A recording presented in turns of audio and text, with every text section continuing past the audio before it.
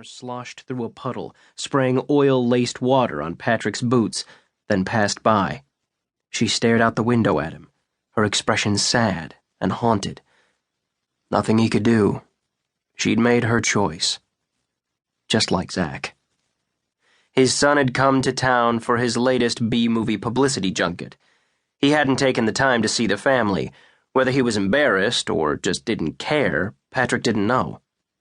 He feared he may have waited too long for this conversation. His son had run away, from home, from his family, from his faith, from his soul. Only one thing to do when a black sheep lost its way, and it wasn't throwing a welcome home party. Call it an intervention. Call it a kick in the pants. Which was why he was heading toward a bar he had no business being near, instead of cuddling with his wife in front of a roaring fire, enjoying a shot of whiskey and maybe even getting lucky. Not that Anna would have needed much persuading. Even after nearly 30 years of marriage, his blood ran hot for his wife whenever he saw her pretty ginger hair and piercing green eyes. She felt the same. His heart warmed at the certainty. They'd had their rough patches over the years, but these days, no man could ask for a better life. A fulfilling job as a cop, the love of a woman, and 6 strong sons, most of whom were on the right track. Patrick crossed the street and settled in just outside a small convenience store. Zach would show up at the Blues Bar eventually. From what Patrick had seen in the tabloids, his wayward son couldn't resist booze, smoke, and sex. "Hey, Pops, you Sergeant Montgomery?"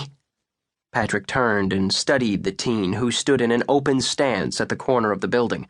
A large birthmark stained his face, thatch of black hair, tattoo on his arm, a Pretender's Special Forces tattoo, nothing like the one Patrick had had removed. He labeled him quickly. Punk. Make that scared punk. The kid's hands shook. He held a gun. Patrick grabbed for his 1911. A hot blast from behind pelted his back. Where the hell had that come from? He sank to his knees. The .45 caliber slipped from his hand. His head dropped, and he stared down at his front. Blood pooled over his chest, soaking his shirt. The kid ran, but he'd been a distraction. Who? Patrick keeled over on his side, his forehead slapping the concrete sidewalk. The sounds of the city muted. He couldn't move, couldn't breathe. He tilted his head and blinked. White spots circled his vision. A cold but familiar face stared down at him, a gun in hand. He'd seen the man once. That last confrontation. Damn it. He hadn't believed they'd go this far. "Why?" Patrick whispered. "You know too much." The figure melted away. Far-off screams barely penetrated his mind. His phone rang. He couldn't pick it up. His body tingled, then went strangely numb. And he knew. "Oh, Anna. I'm sorry, my darling." Each breath turned into a struggle. A gurgling bubbled in his chest. "Dad?" His erstwhile son's voice shouted from the darkness. Strong hands grabbed him. "Oh, God, Dad! Someone call an ambulance!" "Zach," he whispered, struggling to form the word. "What are you doing here?" Zach choked. Patrick's strength poured from his chest, but he rallied his heart and forced his eyes open. His boy stared down, in that moment looking so much like Anna. Her hair, the shape of her eyes.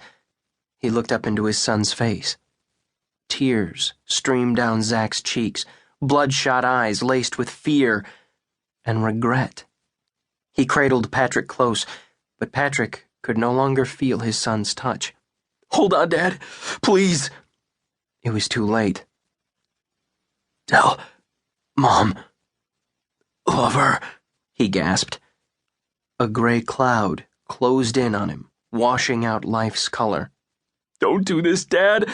Zach clutched him, rocking him back and forth. "Please. Caleb said you were looking for me. God, I'm sorry. I'll make this right."